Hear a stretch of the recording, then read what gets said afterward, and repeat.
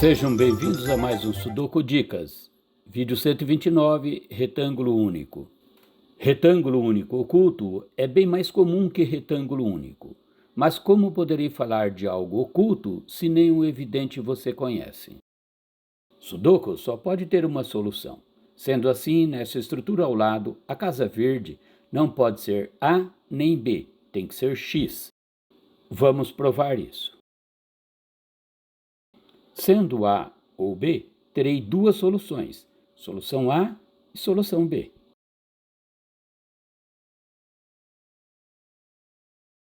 Para não matar e invalidar esse sudoku, tenho que assumir que a casa verde só poderá ser X. Esse é o tipo mais simples de retângulo único. Temos um par comum, AB, nos quatro cantos de um retângulo. Em três casas, o par comum está isolado, casas bivalores. E na quarta casa, teremos o par comum e um X, ou N candidatos. Como já comprovamos, poderemos excluir o par comum, AB, da casa verde. Se houver o par comum, AB, nas quatro casas de um retângulo, e em uma delas houver um mesmo candidato, o X, teremos um retângulo único tipo 2. Para padronizar nossa linguagem, vou sempre chamar de base as casas só com o par comum, AB, e de teto as casas com o par comum e candidatos extras. O que poderemos deduzir deste arranjo? Sei que em uma das casas do teto terá que haver o X. Não sei se em D1 ou D3, mas vai existir um X nas casas em azul. Se existir um X em azul, não poderá haver um X em nenhuma das casas amarelas. Agora veja o que acontece se o arranjo for como este ao lado. Os tetos, estando em blocos separados, a área onde o X pode ser excluído será só na linha amarela. Tetos em blocos separados, terei retângulo único tipo 2B. Este é o esquema de um retângulo único tipo 2C. Agora o par comum está isolado em casas bivalores em uma diagonal. Conclusão. É simples. Sabendo que haverá o X numa das casas em azul, não poderá haver outro X nas casas amarelas. XK ou acolá. Um X em amarelo poderia ver as duas casas em azul. Agora uma nova situação. Uma das casas do teto tem um candidato X e a outra tem o outro candidato, o Y. AB mais X, AB mais Y. Conclusão?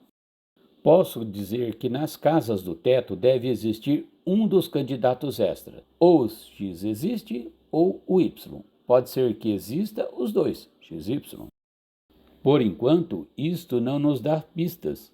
Mas se houver uma casa com XY nessa coluna, a casa em lilás contém o par XY, agora sim poderemos concluir que não poderá haver nenhum outro X ou Y nas casas amarelas.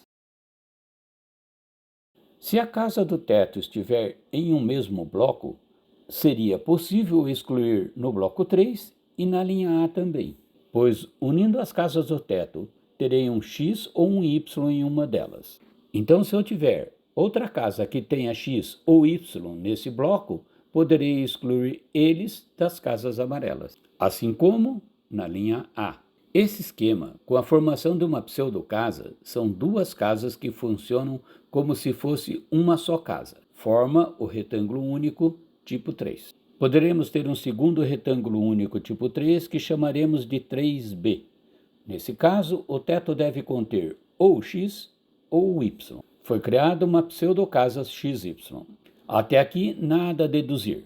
Mas se houver três casas onde só podem ser inseridos três candidatos, teremos um trio excludente, que pode ser evidente ou oculto. Assim, considere o trio excludente XY, ZX e ZXY. Três candidatos para três casas. Excluir XY de E2. Novo desenho.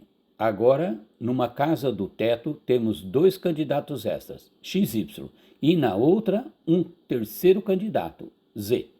Na pseudocasa, agora teremos XYZ.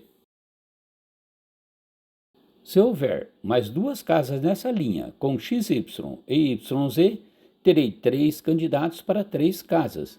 Poderei excluir XYZ de outras casas. Um retângulo com o par comum AB nos quatro cantos.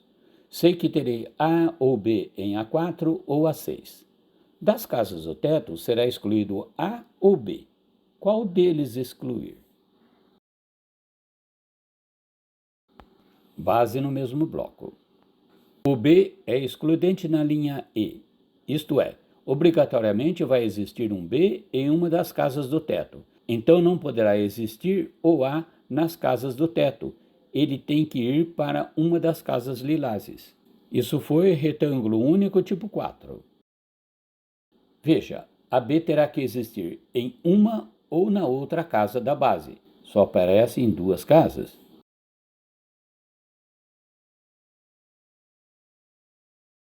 Então olhe atentamente para as casas do teto e veja se A ou B esteja presente em outras casas além da casa do teto.